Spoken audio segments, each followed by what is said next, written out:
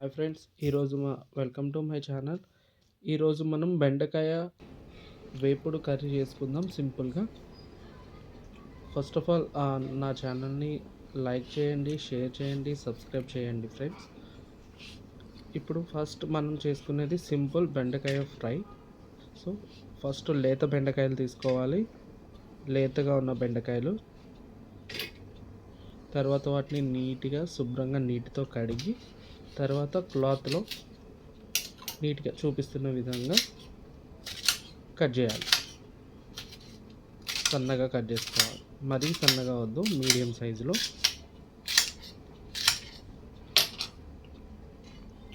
Medium size ఇలాగే అన్ని ముక్కలు చూపిస్తున్న విధంగా ఆ సైజ్ అయితే సరిపోతుంది.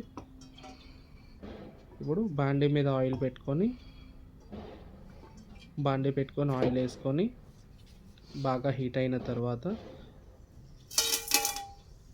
కొంచెం తాలింపు దినుసులు, ఆవాలు, జీలకర్ర, పచ్చిశనగపప్పు, మినపప్పు, తర్వాత ఎండుమిరపకాయ కొంచెం అవి గోల్డెన్ బ్రౌన్ వచ్చిన తర్వాత ఇప్పుడు కొంచెం కరివేపాకు వేసుకోవాలి.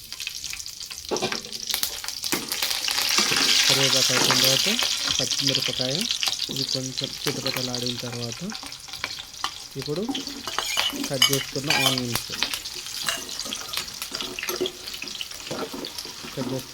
అన్నమాట. సో ఇవి కూడా గోల్డెన్ బ్రౌన్ వచ్చిన తర్వాత ఇలా చూపించిన విధంగా మంచిగా వేగిన తర్వాత ఇప్పుడు అల్లం వెల్లుల్లి పేస్ట్ పచ్చివాసన పోయేవరకు వేయించాలి.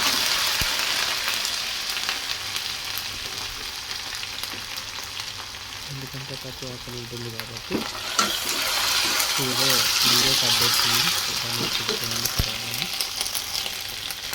అలా కొంచెం పచ్చివాసన పోయిన తర్వాత మనం కట్ చేసుకున్న బెండకాయ ముక్కలు, నేను ఒక పావు కిలోనే తీసుకున్నాను కదా.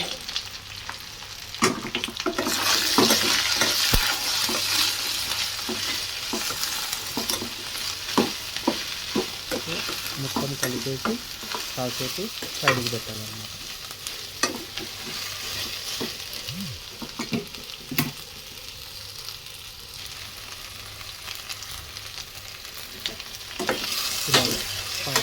మళ్ళీ కాసేపు ఆగి కొంచెం ఫ్రై అయిన తర్వాత మళ్ళీ ఒక్కసారి అడుగంటకుండా కలుపుకోవాలి. కంటిన్యూగా కలుపుతుండాలి, లేకపోతే మ్యాక్స్ అడుగంటుంది. తర్వాత కొంచెం ఉప్పు, నేనేమో పింక్ సాల్ట్ వాడుతున్నాను ఫ్రెండ్స్, మీరు కావాలంటే నార్మల్ సాల్ట్ అయినా వాడచ్చు.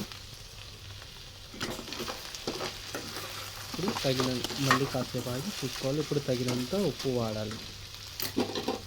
నేను ఒక 2 టేబుల్ స్పూన్స్ వేసాను.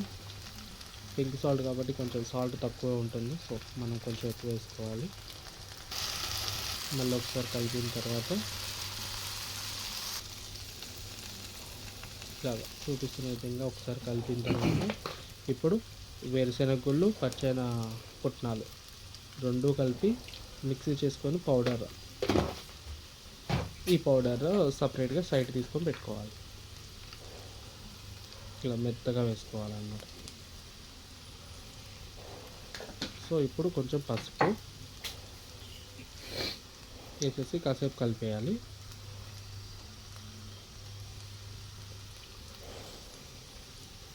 సో కారం,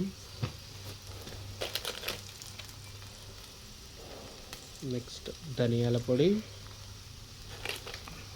ఇది ఇంట్లో చేసిన ధనియాల పొడి, ఇది ధనియాల పొడి.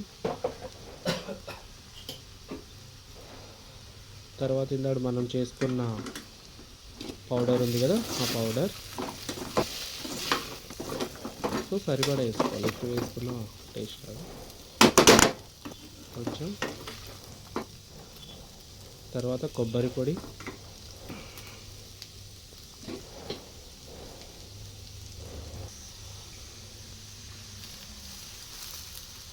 మొత్తం ఒకసారి మిక్స్ చేయాలి.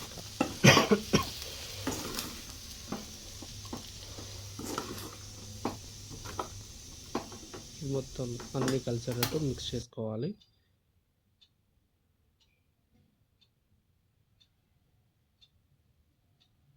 మొత్తం ఇలాగ మొత్తం మిక్స్ చేసుకున్నాక ఇప్పుడు మన ఫ్రై సింపుల్గా బెండకాయ ఫ్రై రెడీ అయిపోయింది. సో ఒక సర్వింగ్ బౌల్‌లో తీసుకొని సర్వ్ చేసుకుంటే అయిపోతుంది. బట్ ఏంటంటే కాసేపు కొంచెం కొత్తిమీర,